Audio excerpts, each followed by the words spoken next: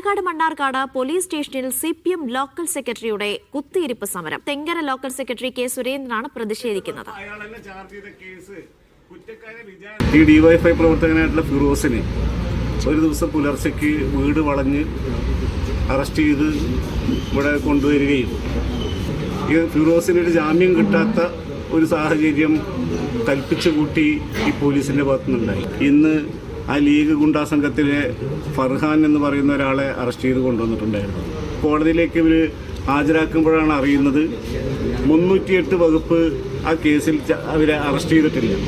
അപ്പോൾ അതായത് അതിക്രൂരമായ മർദ്ദനമേറ്റിട്ടുള്ള ഞങ്ങളുടെ ഒരു പ്രവർത്തകൻ ഇപ്പം ജയിലിൽ കിടക്കുകയാണ്.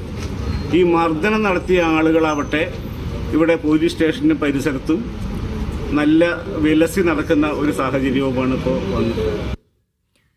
സാജിദ് വിവരങ്ങൾ നൽകാനായി ചേരുന്നുണ്ട്. സാജിദ്, ഇപ്പോഴും ഈ കുത്തിയിരിപ്പ് സമരം തുടരുന്നുണ്ടോ? എന്താണ് പ്രതിഷേധത്തിലേക്ക് നയിക്കാനിടയായ സാഹചര്യം?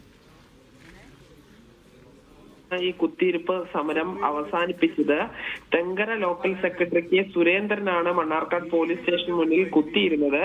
ഈ തെരഞ്ഞെടുപ്പുമായി ബന്ധപ്പെട്ട് മുസ്ലിം ലീഗ് പ്രവർത്തകരും CPM പ്രവർത്തകരും തമ്മിൽ സംഘർഷമുണ്ടായിരുന്നു. ഇതിൽ CPM പ്രവർത്തകനെ നേരത്തെ പോലീസ് അറസ്റ്റ് ചെയ്യുകയും ഗുരുതര വകുപ്പുകൾ വധശ്രമം ഉൾപ്പെടെ ചുമത്തിയതിനാൽ റിമാൻഡ് ചെയ്യുകയും ചെയ്തു. ഇന്നാണ് ലീഗിന്റെ മുസ്ലിം ലീഗിന്റെ 2 പ്രവർത്തകരെ അറസ്റ്റ് ചെയ്തത്.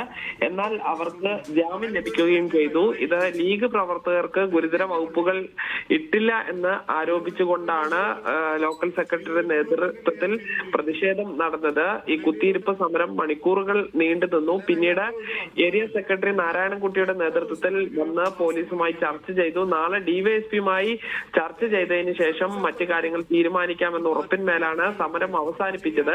ഏറ്റവും പ്രധാനപ്പെട്ട കാര്യം, ഈ കഴിഞ്ഞ ദിവസങ്ങളിൽ ആർഷോ CPMന്റെ ജില്ലാ കമ്മിറ്റി അംഗമായ ആർഷോയും ഇപ്പോൾ ലോക്കൽ സെക്രട്ടറിയും മണ്ണാർക്കാട് പോലീസ് ഈ മുസ്ലിം ലീഗ് പറയുന്നതും കോൺഗ്രസ് പറയുന്നതുമാണ് കേൾക്കുന്നത്, മണ്ണാർക്കാട് MLA പറയുന്നതനുസരിച്ച് പ്രവർത്തിക്കുന്നു തുടങ്ങിയ ആരോപണങ്ങൾ ഉന്നയിക്കുന്നു. ഇടതുപക്ഷമാണ് കേരളം ഭരിക്കുന്നത്, പക്ഷേ മണ്ണാർക്കാട് പോലീസിൽ നിന്ന് നീതി ലഭിക്കുന്നില്ലെന്നാണ് CPM നേതാക്കൾ പറയുന്നത്.